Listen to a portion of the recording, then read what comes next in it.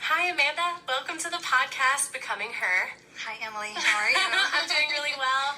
I'm just going to start by having you introduce yourself, who you are, kind of what you do here, and what kind of brought you to the podcast. My name's Amanda Cook, and I came to Bozeman from China, basically. All right. Well, small, stop in Pennsylvania real quick, and then I came to Bozeman. But what I do in Bozeman is I'm an insurance agent with Mountain West Farm Bureau. So that's my profession. I cover what's important to people. And I got to this podcast through joining an amazing group of women called End the Silence through Haven, which is a nonprofit here in Bozeman that focuses in the Gallatin Valley for women and men, anyone basically, who has had any type of domestic violence or abuse in their life. So Awesome. Well, I really appreciate you being here. Thank you. So I'm just going to kind of dive right in, and let's start at the beginning. So you're here to talk about your experience with domestic violence. So I think kind of a natural place to start would be to talk about how that relationship started. Well, my relationship with my abuser, it started in a pretty tumultuous time in my life. I was about 19, 20, wasn't yet 21. He was older, and I met him after a significant trauma in my life. My first boyfriend, serious boyfriend that I had in high school I'd been with him for like a year and a half, and I was still a virgin. He ended up raping me. Was the ending of our relationship. And it was just really a traumatic thing that left me in pieces, basically. And not trusting, very traumatized. I didn't tell anyone. Which is a very common experience for survivors who have experienced assault. Yeah. And so I just was ashamed, and I didn't know what to do. And so through that process, I met him at a party because I kind of just was trying to numb all the pain. Sure. And he made himself seem like this white knight in shining armor who was going to protect me, and he was the only real person I had told besides my best friend. And so he came over and just sat by me, was just really kind and generous and was really nice to me. And so we started dating, and then it was almost like he could just smell the vulnerability on me and went after that. Sure. But I can imagine from your perspective that must have felt really good, being in such a vulnerable place, and then having this person come in and sort of like soothe that trauma. Oh yeah, he did. He's like, I am so sorry, if I ever meet this guy, I'll kick his ass, just really was just very supportive about what I had been through, and that it wasn't my fault, and I shouldn't be ashamed of it, and just really supportive. So I thought, oh, this is a nice guy. He's great. And it just quickly, moved into this relationship of just him and I. So like an isolation. Yes. Yeah. So it happened so fast. It was moving very quickly, but because I was so vulnerable, and he told me that he would protect me and I could trust him, and that he would never do something like that to me, and, just said all the right things, that I trusted him so much. And at that time, I hadn't even told my family, didn't know. So I was always in my mind thinking, well, they can't relate to me, only he can. And he used that against me and was like, your family doesn't like me. They hate me. I can totally tell they don't like me. They don't support our relationship. And so I just pulled away from my family. So he used this like vulnerability as an access point to gain your trust. Yeah. And then ultimately also used it to isolate you. From my family, who was like, this guy isn't who he really seems he is, Amanda. So do you feel like there were red flags kind of present that you noticed and were ignoring, or you just didn't see them at all? Or Yes, there was a couple of red flags that, he had to know where I was. Sure. He had to know what I was doing. He had to know what days I was working, what restaurant I was working at, what time I had class, when I was getting out, because I was going to school full-time and I was working full-time. And then I had gotten my own apartment. And he used it to say, well, I'm just trying to keep you safe. I don't want something to happen to you. And I took it as that because I was young and naive, and I didn't know that was something that I should, that's controlling behavior. Like, that's... Well, and also, you had established a sense of trust there, right? You know, so when he was just trying to protect me, right? Know where I'm at all times, right? You were doing what you should be doing in a relationship, which is to trust your partner. So if he said that he's doing these things because he loves you and wants to keep you safe, it makes sense that you would trust that that was his intention, right? And it was just the one moment where it was one time, and he was like, "You weren't at the library when you said you were going to be." I was like, "Oh, we decided to go to the cafe across the street and go to the library." And he's like, "You are not supposed to do that." And it was just real, like, he kind of freaked out on me. And I'm like, "Why are you freaking out?" Like, it was my choice. That's what I wanted to do. That's what we did. Like, right, something that shouldn't be an issue. Right. I wasn't doing anything wrong. I'm studying with my group. Like, I have to. Like, right. Like, what's wrong with you? And he got mad. He went out and got drunk that night, and then came home really late and was like, "How did you like that? You didn't know where I was." Yeah. So after this kind of like beginning phase of your relationship, or maybe there were some red flags, you know, it sounds like he was isolating you and that there was definitely some control stuff going on. Where did the relationship go from there? Well, after that, he was like, "You know, I really think that we should move in together." He's like, "I think this would be a great idea, because that way I can just," and it was real fast. It was within 5 or 6 months of just being together. And he's like, "I can help pay rent. I can, you know, alleviate some of that for you." And it just all sounded really great, because I was living in a 2-bedroom apartment and 1 bathroom. And so, you know, and I was working so much and going to school. I was like, well, yeah, maybe I could not work as much. Right. And he's like, and that way we'd just be together. We were together all the time anyways. And I was like, that's so true. I mean, he was basically spending the night every night anyways. So it just made sense. So he moved in, and he didn't need much because I already had everything. And he brought his clothes, and he brought like a chair, like a reclining chair, and some dishes, a few glasses and stuff. But so he moved in, and it went real quick. And then as soon as he moved in, things started to change quite quickly. He was having his friends over and like demanding I make dinner for them, doing just random, really super controlling things. And we started hanging out at his parents' house a lot more too.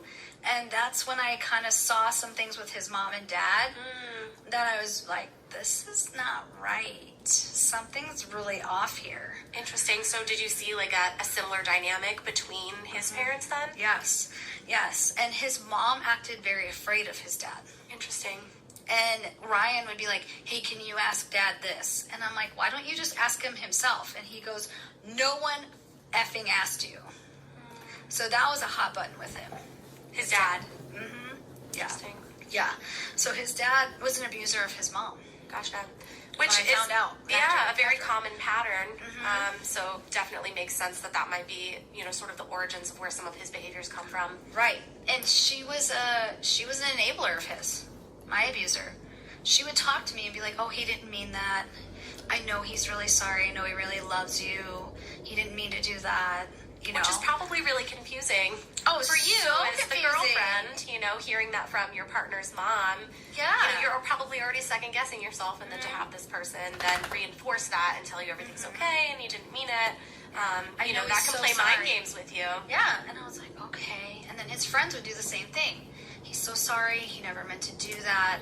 You know, I know he loves you so much. That's why you guys are together, blah, blah, blah." Like, it was just always excuse after excuse after excuse. And it finally, you know, after probably like 4 months and Of living together? Yeah. He just stopped working. Just completely stopped working. And so you became financially responsible for everything? For everything. Okay. And he would take that money, and because I gave him access to it, and he would take all my tip money and go drink with it, gamble with it during the day. And I'd ask him, "What are you doing? Like, that's like survival money, man. Like, what are you doing?" And he'd get angry, and then he'd just go and drink more and spend more money. That wasn't, I used to call it our money, because he'd get angry when I said my money. All of those are examples of financial abuse, and that's a type of abuse that a lot of people don't generally think of when they think of abuse. You know, we have these stereotypes about what abuse looks like, which often people immediately jump to, you know, black eyes and bruises and those kinds of things, and I don't want to minimize that because it can absolutely look that way, but financial abuse is a very serious form of abuse. Yeah. Well, and he never left me with bruises on my face. Right. So that was the thing, is that he would choke me a lot, so I would wear turtlenecks, but that was the most physical stuff that he would do. He punched me in the stomach a couple times, but I mean, usually it was choking was his favorite, and to like put me against a wall and try and just control my breathing. Right. Which sometimes leaves marks and sometimes doesn't. Right. So it can be really hard for people to even know if there is physical abuse going on. Right. And, you know, and after he stopped working and all this, and he started drinking more, it escalated more, and he just refused to try. He would lie to me and say he'd try and go find a job, and that he interviewed and he did all these things, and he never did. Come to find out, he never did. And he'd go and just be with his friends, and it was a lot of trying to maneuver around someone who wanted to control everything that you did, and wanted to just, he was just so not together himself. Do you know what I'm saying? Like, he was so out of control that he focused all his energy in controlling me. Like, internally he was so out of control. Yes. That to control you made him feel safe somehow. Yeah. Right. And, you know, and it just escalated so much within after that 4th month that, you know, he was, you know, choking me and all the time, and just, you know, when he'd get angry, that was his go-to move. Or he would cut up my clothes, break my stuff. If he thought something wasn't appropriate to wear, I mean, he made me wear baggy clothes, because he didn't want guys looking at me, you know, to keep me safe. And I'm like, dude, I don't think that's right anymore. And I started, my internal, like, question box was like, this is miserable. It became misery. And I dreaded going home every time. And I remember it was my birthday, and he came in and gave me this ring. And it's an emerald ring. But it looked like emerald, but it was a peridot. It was my birthstone. It's green. And he was apologizing because I had told him, I'm done, I'm leaving you, blah, blah, blah. And then I went back to him that same night. Like, it was just during the day that I had told him that, he went and got this ring. And so after he gave you the ring, like, this gesture, right, to try and kind of like keep you, or, you know, get you back into the relationship. And that's what he did. But then he was still using my money, right, to buy my own fucking gift. Classy. And I was like, yeah, okay, yeah. Yeah, those are all big red flags. And I want to go back for a second to the word maneuver that you used. I thought was really interesting and very descriptive of what that must feel like internally, where, you know, you're in this dynamic where there's this person who's not only controlling you, but also in many circumstances giving you real reasons to be afraid of them. Yeah. And then you're the one left to sort of maneuver around that person, or walk on eggshells around them, or try and fix it, or make things okay, or you're doing everything to try and make things between the two of you okay. And I think that's really I was timing when I would leave school, if I could get back to the apartment to make dinner so that he would be happy and not an asshole to me when I came home from class that night. Like, I would run home, make dinner quick, and leave it for him with a note, just to maneuver myself around him of when he'd be there, and like change and just make life as perfect as possible so it didn't rock the boat. Like, right. And I think that word maneuver, again, like, you know, I can imagine like one person kind of dominating the space, and then you trying to like shift around them to make things okay, which I think is a very powerful image. Yeah. So I hear kind of this progression of your story and kind of things escalating, and you sort of starting to realize like something isn't okay. Right. And then where did things go from there? Well, I was getting farther along in my classes, and it was getting too much to work 2 jobs. And so I told him, I said, you know, I get that you're not happy with this and blah, blah, blah. I said, you know, with a construction job or anything like this, and you've been looking for a while, and it was probably like 4 or 5 months of this. And I told him, I said, you know, I'd really appreciate it if you could find something, because, you know, I'm exhausted. Paying all the bills. I'm exhausted. Going to Going to school full time. Yeah. And he was starting to use it against me that I didn't have time for him. And so I had heard, I never got confirmation, but I had heard that he was cheating on me. So, yeah, that was super unfun. But that's what I kind of used that to my, hey, you know, we could spend more time together if you worked during the day and I only worked during these days during the week. And, you know, I can make the most money at tips here. And he's like, yeah, I can see that. And so I hit him on the best day, and he had told me he was going to call his uncle, and who lives in New York, and talk to him and see what his ideas were. He really respected his uncle, and they had a family farm out in New York in the boonies, you know, the north. And so I was like, okay, yeah, that's a great idea. So he did, and his uncle and him played phone tag for a while, and in between that time, he you know, was still drinking, still manipulating, still just controlling. Same situation. His uncle called and he talked to him and told him, hey, I actually have a job for you out here. In New York. In New York. So he was all excited, but it's in the backwoods, and everybody in the backwoods carries a knife, like a big hunter's knife. And so he was all gung-ho, wanted to go get one, and I was against it because it was a lot of money then, and he hadn't been working. Right, so you'd be buying him a knife. So I would be buying him a knife, right?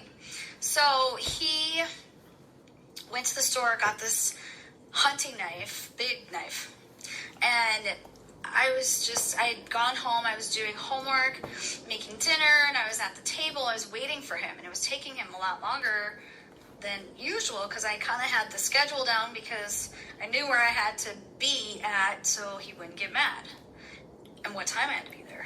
And so when he came in, he was all happy and excited, and then he was like, I got something. And I was still sitting at the table, and his voice changed, his demeanor changed. And we were talking, before that, he told me that he got it, we were talking about New York and that he was going, and he had told me about the job. He didn't even ask me, he just told me he was going to do this. And I was kind of upset. And then he brought up the knife as I was getting upset and brought it out, and he's like, look what I got. And he was kind of flashing it in front of me, and I was like, okay, that's a really big knife, Ryan, can you put that down? And he was like, you know, and I had my arms out on the table, you know, I was doing homework, and he started tapping the knife, like, up my arms, and then he put it around my neck, and he just kind of slowly, like, tapped around me, and it was like, you know, I just want you to remember that I always have this. That's intense. I was like, yeah, I just froze. Just completely froze, and just said, okay, I'm sorry, you should go to New York. But at that moment, like, I always knew he would hurt me, but I never thought until that moment that he would kill me. Sure. Which is what that signal was supposed to sort of elicit inside of you. Like, Yeah. that, you know, tapping, it was essentially sending you a message that I can hurt you and I can kill you. And I think a lot of people, again, when they think of physical violence, think that it has to be some sort of extreme gesture that, like, you know, leaves marks and all of those things, which of course happens and is very scary. And again, I do not want to minimize those things, but something that sort of scary and subtle, I think, is part of that mind game and would be really hard for someone in your position to try and explain to somebody else. Like, I know that he's capable of killing me because he tapped a knife on me. You know, it's hard to explain to someone, but, like, the undercurrent of what that message is. Right, exactly. Like, he knew exactly what he was doing, and he was doing that to try and send you a message that he could hurt or kill you. Yeah. And it worked. And it worked. I was like, oh my God, he's going to kill me. Yeah. And I just was like, okay, Amanda, how are we going to maneuver around this? Mm-hmm. So is that kind of like a turning point for you, or kind of a wake-up call? Yeah, and I started thinking, I was like, so if he goes to New York, I can get away. Like, that was, I'm like, oh, so he's like leaving the state. Because we were in Illinois. And I was like, okay, I think I can do this. I can wait another month or two. And that's what it was going to be until his uncle told him to come out there. Because they were going to harvest. And I was like, all right, we can do this. Like, okay. Just have to make it a couple more months. I just got to make it a couple more months, and then he'll be out of. I can just leave. This can all be done. Because I knew at that moment, I was like, this is going to go south real fast. So I just tried extra hard to just be perfect. Is what I was trying to do, and because that way he wouldn't have to yell at me. He wouldn't have to get upset. He wouldn't want to go drink. He wouldn't want to hang out with his friends. Or catch on to the fact that you were thinking about leaving him. Right. You kind of have to play the part. Had to play the part. But I always knew where that knife was. Right. Because that scared the living crap out of me. Sure. And so when he finally came to that day, his uncle had called, and then within that 2 weeks, he was like, so I'm leaving on this day, and I'm like, oh, I'm so sad. I'm like, I was trying to be like, I'm gonna miss you, and he's like, and he had a plan, of course, a control plan. Right. You're gonna, once you finish your fall semester at Christmas, you're gonna come out, you're gonna live with me, you'll go to school out in New York, blah, blah, blah, and I went along with this whole plan. I said, oh yeah, absolutely. And so I had rerouted my renewal paperwork for the next semester to NIU to my friend's house. Instead of the school in New York? Instead of our apartment. Oh, I see what you're saying. Gotcha. So he didn't see it. Got it. That you were actually re-enrolled at the same school for the next semester. Okay. Yep. Yeah, because I went to Northern Illinois University in DeKalb. So he left. He left. Okay. But here's the messed up part. This was his one last way of trying to control me, to the point where it was my bottom. Like, this was the moment that I was like, what else could he do to me besides kill me? Like, I was at work, had to work both jobs that day, and he's like, I'll just come say goodbye to you, and you're going to be here. And I was like, yep, absolutely. He didn't show up. And I was like, what? And this was before cell phones that you used all the time. Your smartphone, you had to like triple click everything. Yeah. So text T9, message at work, T9. So at work it wasn't really an option for me to send a quick text, Right. And so I went to the apartment. I thought, well, maybe he hasn't left yet. He wouldn't just leave without saying goodbye or seeing me, right? Oh no, he left. And when I got to my apartment, it was empty. He had taken all the furniture. He had taken everything. Left me with nothing. Which were all things that you had purchased. Those Yes. were all your things that you Those had were used all to my furnish. things. Yeah. Except for his frickin' recliner. Right. And some shoddy piece of furniture that he had brought. Yeah. So what did you do from there? I sat there, and he left the phone, because, this was before cell phones, kids, whoever's listening. And it was, the landlord's phone. So I called his uncle's house and left a message. And I said, please tell Ryan that we're done, and I'm never talking to him again. Wow. And his uncle's like, Amanda, he really loves you, and, blah, blah, blah. And I was like, you know what? You have no idea. And then... Was it scary to communicate that to his uncle, or did it feel very liberating? It felt liberating when it was his uncle. Okay. Yeah. And then, when he got there, because he was driving there with all of my stuff, he called back the apartment, and it was like the next morning, and I was on the floor because I had no furniture. And he was like, I don't know what you're fucking thinking, just letting me have it. He goes, you will be with me, you will do this, just the same control mechanisms that he had used, and he wasn't anywhere to be found. And that night I cried and cried after I talked to his uncle, and I said, I was just devastated because everything I'd worked for was gone. He took it. And he took everything but my body, like, basically. And it's like, what am I going to do now? I'm a poor college kid. Right. And he took everything. And that was his way to try to force me to come to New York. Oh, I see. And then I kept rethinking, like, did I let him in to know, does he think I'm not coming? Is that why he did that? Because he was supposed to come back and get me, and then we would take everything out there. And that was the whole plan. And then he took it before. Right. And so I was just dumbfounded. I was like, oh my God, he knows. And that terrified me. Sure. So I kind of felt like he knew, maybe. Mm-hmm. Or it was like on what was going on. Yeah. And then after I talked to him, his mom called me on that phone that day, the next day. And she was like, again, trying to support him. And I finally was like, listen, and I'm not going to say her name, but I said, you knew what he was doing, and you know what he's done, because his dad has done that to you. So stop trying to get me to go back to that. Just stop. And she started to cry on the other end, and I said, I'm so sorry, but I can't talk to you anymore. I'm done. I'm just done. And please don't call me again. Did she ever call you again? No. Yeah. She didn't. But he did. Yeah. All the time.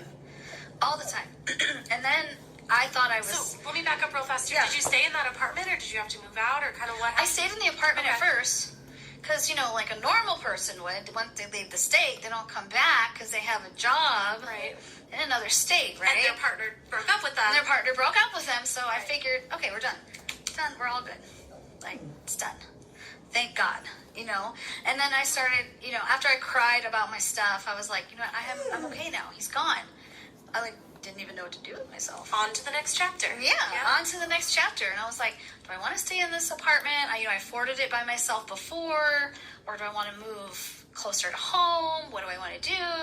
But it was close to my jobs and close to the school, so I just stayed.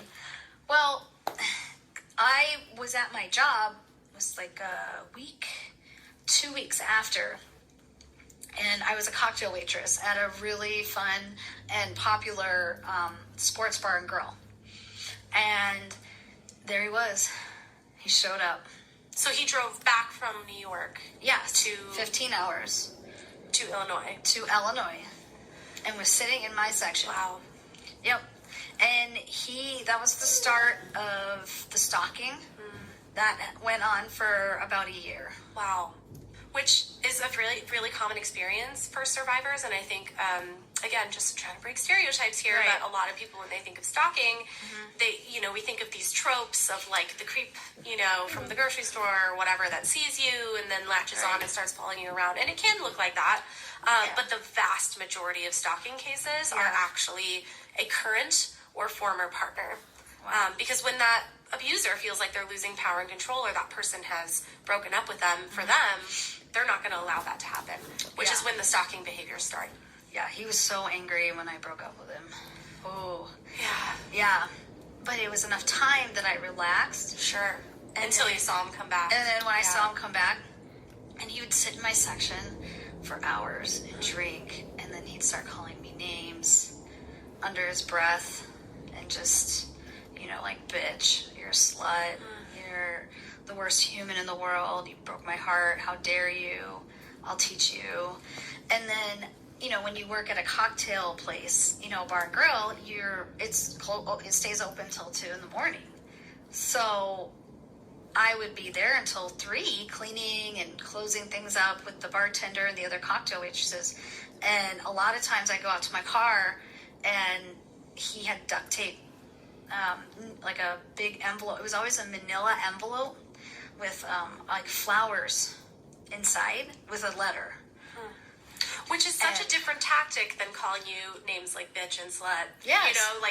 It seems like he was essentially attempting to do whatever he could, like grasping at straws, whether that's flattery or intimidation, doing whatever he could to try and like get you back. Right. And he had gotten a cell phone from his uncle for his job because they're in the middle of nowhere when they're farming. And I had a cell phone just myself, and he would call me from it. And I can see you reading the letter. What do you think? He was still watching me. It was the creepiest thing. That's very scary. Yeah. And I didn't know what to say because I'm like, if I say, I don't want you to do this anymore, is he going to come at me through my window? Right. Where is he? It's Well, completely that has dark. to take him further. Yeah. Where is this guy? I go, Right. where are you? He's like, you can't see me, but I can see you. And he did that for almost a year. And I went to the police after about 3 months. I thought, oh, for surely he's going to get tired of driving every weekend. Right, 15 hours every weekend. Right. And then once in a while it'd be 2 weeks. But it was always never longer than 2 weeks. Yeah, very consistent. Very consistent. It was almost like he was playing with me. Because then after 2 weeks I'd be like, oh, thank God. Maybe he's moved on. But then that made me feel bad. I'm like, God, if he found somebody else to do this to. Right. Like, but I went to the police in my small hometown or where I was working at, and they're like, oh, he has an address in New York? And I'm like, yeah, but he's driving here, and they basically said, well, we can't help you because he lives in New York. And I was like, well, but this is what he's doing, and these are the envelopes, and these are the flowers, and this is what he's doing. And they're like, well, how are we going to prove that? Right. Like, we can't. I said, well, can you, I even asked him, you can stake out, you can follow me around, he's doing it, Right. I'd rather it be you than stalk him. stalking me. Yeah, can we do that? I'd Right. like to try that. And they were like, no, we can't, no. And they knew his family. Oh, gosh, that must have felt so disheartening. It did. I was like, and that was my lowest point, I think, where I was like, you know what? And I had met a guy in my very small town, it was over a half an hour away from there, and we had secretly started dating, because it was almost a year. Right. And he is an engineer, and for a big company, a major corporation, and was like, you know what, Amanda, you're going to graduate here soon. And I still went to school and was trying to get through all of this, He goes, do you want to come? I have to go abroad to another country if I want to move up in the corporate chain. Do you want to come with me? And I was like, okay. I was at my lowest point with that, and I was like, he's never going to leave me alone. Sure. The police can't help me. If the police can't help me, no one can help me. So leaving the country at that point maybe That seems sounds like a viable option. It sounded like a freaking fantastic option. And I jumped on it. I'm like, caution to the wind, here we go. So where'd you go? China. Oh, okay. Across the world. All right. I'm like, yeah, let's see if you follow me there, mister. Yeah. And that was a good experience for you. Yeah, it was a great experience. Good. Yeah, it was a wonderful experience. And I stayed there for 4 years. Wow. So I didn't come home much, just for safety reasons. Sure. And it was probably very expensive. It was a very long expensive. flight. Yes. But when I came home, I would just stay at my parents' Right. house. I never went out. Because I think he was still trying to find me. Sure. And so even on Facebook, I was hiding. And, it was a lot of, reverse maneuvering now. And then, I went through a lot of PTSD, I'm sad to say, and processing through my trauma with the guy I went over there with. And so we didn't last very long because I don't think he understood. He didn't really understand. Do you know what I mean? Right. And you were, dealing with so much at that point. Yeah. Just because the relationship had been over for a year doesn't mean that you were just magically healed or could, Right. I don't think you're ever fully healed Sure. from something like that. Yeah. I know I'm not, but, I do my best. There's always those moments where, even, my husband, so I'm married now, and when he leaves and isn't at home and I'm home alone, I set booby traps in front of the doors to make sure I'm safe through the night because, Because of that PTSD. Yeah, because he used to do things to scare the living crap out of me. Sure. Yeah. So I want to kind of fast forward now to where you're at, and I'm hearing this kind of non-linear healing process that you do the best you can. There are bad moments, but can you just sort of summarize what healing has been like for you? Healing for me was meeting some amazing individuals in China at the international school that I worked at. That's where my healing started. I met a really great guy named Adam. He was a counselor. He was our elementary school counselor. And he and I became close friends. And he helped me process and support and gave me tools and techniques of how I could get through those moments of being scared and terrified, in those PTSD moments, where you hear somebody yelling in that high voice and deep, and you just instantly clam up and just, are like terrified. But yeah, he was instrumental in my healing. So that started it. And I think then I made better choices in guys I was dating, and just decided after working with Adam that this is not okay for someone to treat me this way. Sorry, I gotta take a drink. Go for it. And while you're taking a drink, I thought it was really interesting to hear that, like, your healing journey started with this other person, and that when I asked you about healing, you immediately went to, like, relationships with other people. That kind of helped that journey. And yeah, I wanted to just mention something that I heard somebody say once about the very particular type of trauma that somebody experiences when they experience domestic violence or any kind of like interpersonal or intimate partner violence, that trauma is happening with another human being. And so healing cannot happen in isolation. That healing can happen best when it's also with another human being. Yeah. And so I think it's interesting to hear that for you, that kind of like jumping off point for healing happened with this other really supportive person. Yeah. And he was so non-judgmental. Right. But I never shared fully with him everything that happened. I never really shared. He gave me the tools for trauma. Sure. But we never really discussed the choking, the major things of. I just told him he did really bad things. Sure. And so when I came back to the States, I landed in Pennsylvania, and I was having a lot of reverse culture issues, and I didn't like it there. And so my twin lives here in Bozeman, and I came out here, and that's when I started working here, being part of the community here.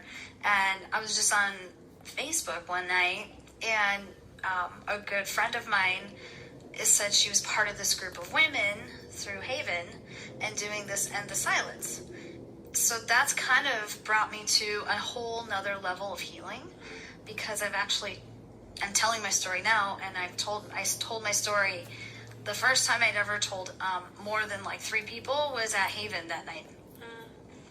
And so that was a powerful moment for me of taking back the power from him and saying, what you did was totally messed up. Like, what you did is never, ever okay, and it will never be okay. Like, what you did, you should have never done, and that let me take my power back. Yeah, and find your voice. And find my voice. Right. Because I had never talked about it, and because I was always ashamed. I thought I had done something, and it was my fault that I let him into my life. Like, this has to be my fault. Like, this has to be my fault. And so, all the women that I've met and and for you, Emily, as well, like, you guys have all played such a huge part in my healing that I can't ever thank you guys enough. So it just, it made me feel whole again, I guess. Thank you. Mm-hmm. Thank you so much. And I think on that note, I kind of want to just wrap up then, and maybe if there's like one kind of takeaway or message that you could send any survivor who would be listening to this podcast, like, what would you want to tell them? You're not alone. You're not alone. If you think you're alone, you're not. And even if they're trying to control you, you can reach out.